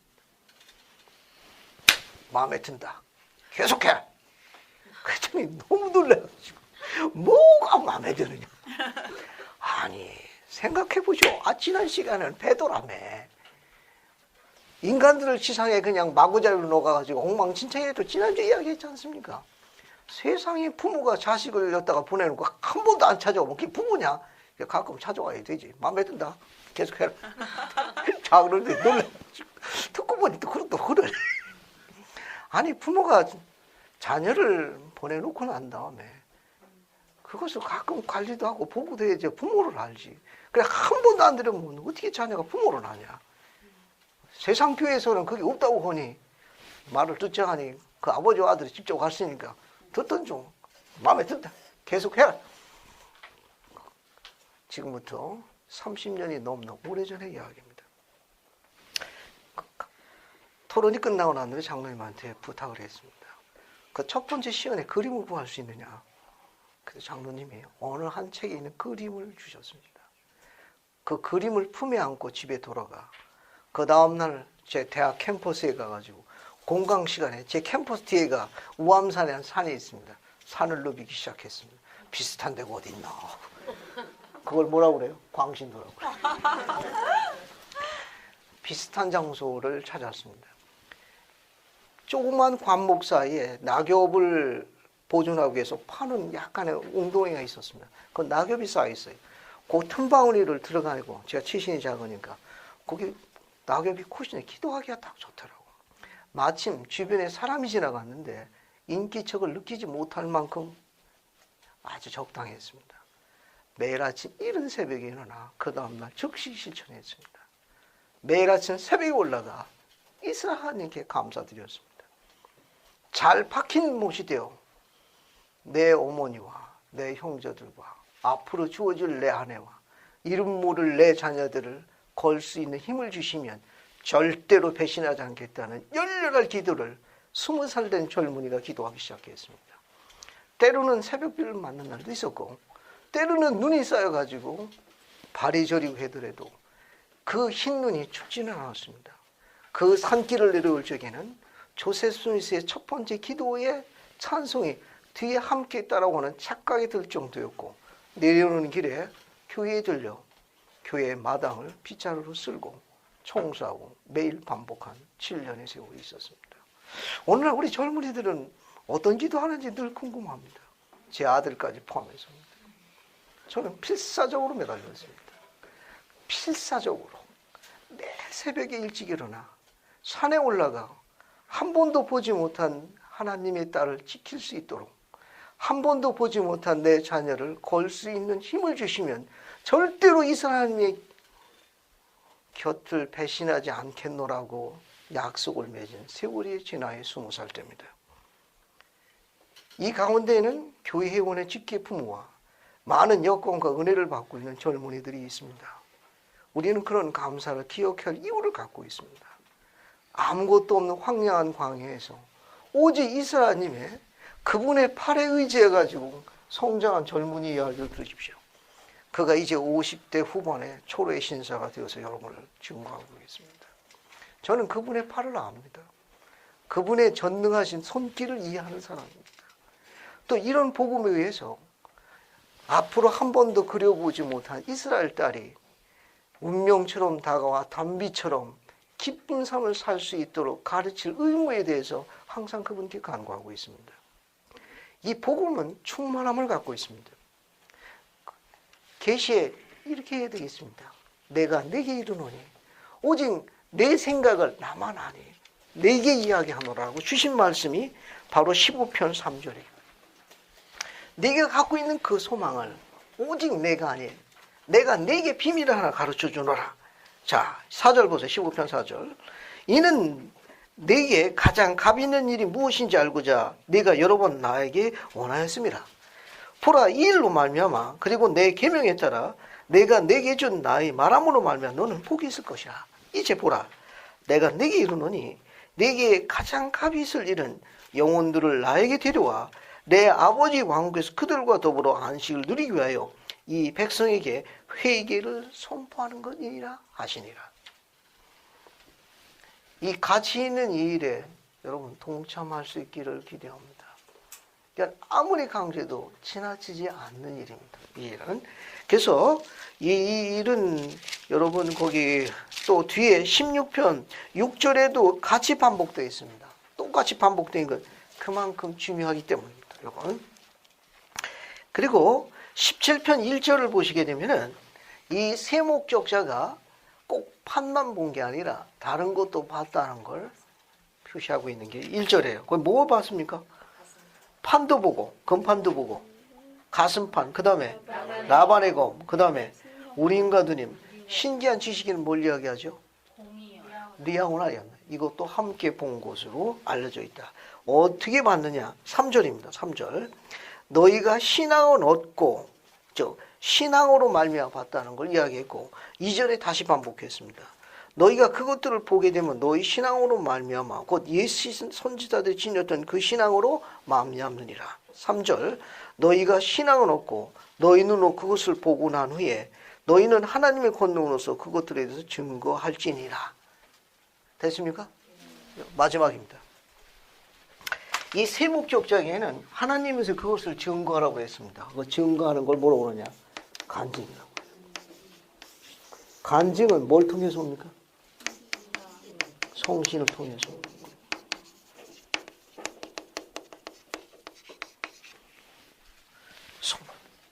그러니까 간증은 살아있는 영생을 향하는 나무와 같이 간증은 살아있는 거예요. 간증은 나누면 나눌수록 커집니다. 간증은 나누면 나눌수록 성장해요. 커집니다. 그 권세가 커져요. 이 간증이라는 건 언제 간증한다는 건 성신이 임한다는 거 임합니다. 성신의 중요한 사명이 있는데 아버지와 아들을 증거하고 진리를 증거하는 사명을 갖고 있습니다. 어떤 누구든지 주는 그리스도 하나님의 아들이심을 이 왕국이 하나님의 회복되고 왕국임을 살아계신 혼자 인도하고 있던 이 사실은 성신을 통하지 않고는 알려지지 않는 사실들입니다. 이런 부분에 대해서 여러분은 노력하고 또 노력하고 하나님의 말씀을 추구해야 합니다. 그러되면 성신이 여러분에게 임하게 됩니다. 성신 임하게 되는 방법 칠판 맨 끝에 있어요. 여기 보세요. 이걸 정리하고 마칠게요. 우선 에즈라 태프트 벤슨 회장님은 그런 가르침을 잘 받으려는 요소를 겸손이라고 이야기했습니다. 봤습니까? 겸손이란 하나님께서 가지고 계신 모든 덕과 능력을 스스로가 가지고 있지 못하면 깨닫는 능력, 자각을 의미합니다. 자각. 스스로 깨닫는 능력입니다. 이 자각이 있으면 그가 스스로 낮아지게 돼요.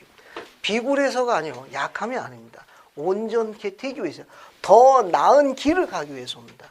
더 나은 은사를 소유하기 위해서. 그러면 주님을 섬기게 되고 경배하게 되며 그분께 감사드리게 됩니다.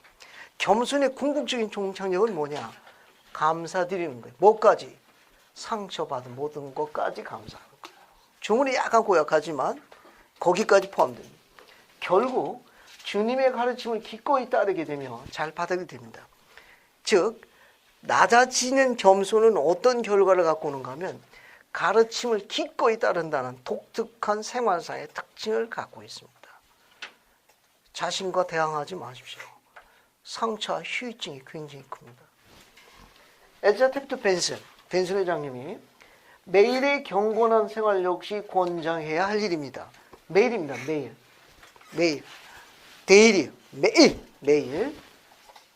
경전 읽기, 찬송가 부르기, 가족 기도는 우리가 매일, 데일이 규칙적으로 해야 하는 일입니다. 여기서 여기까지 반복해서 한번 읽어보죠. 준비됐습니까? 매일서부터 여기까지 한번 읽어보겠습니다. 자, 시작. 매일 경건한 생활 역시 권장해야 할 일입니다. 경전 읽기, 찬송가 부르기, 가족 기도는 우리가 매일 규칙적으로 해야 하는 부분입니다. 세 가지가 뭐라고 그랬죠? 경전 읽기, 찬송가 부르기, 가족 기도입니다. 어떤 자세로 하죠? 필사적으로 하셔야 됩니다. 절 보세요. 이제 간증을 마감하겠습니다. 오늘 가르침을. 이 짧은 내용 중에 여러분이 주목하셔야 할 이유가 하나 있습니다. 우리가 발전하는 건 천사의 방문, 시연 이런 획기적인 큰 사건이 아니에요. 경전 읽기, 찬송가 부르기, 또 가족 기도 같은 사소하고 작은 것이 매일 규칙적으로 반복됨으로써 힘을 갖는 거예요. 그 힘이 개종의 힘이라고 개심의 힘이라며 그 힘이 두터운 한운의 문을 열고 한운의 권세를 지상으로 초대하는 본능성입니다. 천사의 방문, 시연, 계시를 너무 영원하지 마십시오. 그것은 일시적인 거고 시간이 가면 점점 흐려집니다. 그러나 우리를 변화시키는 힘은 작고 사소한 것을 매일 규칙적으로 반복할 때 변화의 힘을 갖는 거예요. 그 힘은 어디서 오는가 하면 이런 사소하고 작은 것, 경전 읽기, 찬송가 부르기, 가족기 같은 일, 사소하고 자그마한 일들입니다. 이런 일들을 매일 규칙적으로 반복해서 수행할 적에 그것이 축적되어져 영적인 근육을 갖게 됩니다. 그 영적인 근육은 극한 상황에 이르렀을 적에 그때 진가를 발휘합니다. 이 힘에 대해서 주님이 약속하셨어요. 교례자성야 84편 33절의 약속을 보고 마치겠습니다. 자, 교례자성야 84편 33절 보세요. 자, 이거는 다 똑같이 적용되는 겁니다. 그리고 마치겠습니다. 84편 33절에 누구든지 충실하여 내가 말한 이 두 신권을 얻고 자기 부르심을 받아 영화롭게 하는 자. 그 중간 부분은 자매님들에게도 적용됩니다. 누구든지 충실하여 자기 부르심을 영화롭게 하는 자는 어떤 약속이 있습니까? 영으로 성결하게 돼요. 그 다음에 절 보세요. 거기 몸이 새롭게 된다고 되어 있죠. 몸이 새롭게 된다는 약속. 우리 필멸의 육신은 세월의 감에 따라 쇠락해 갈 수밖에 없습니다.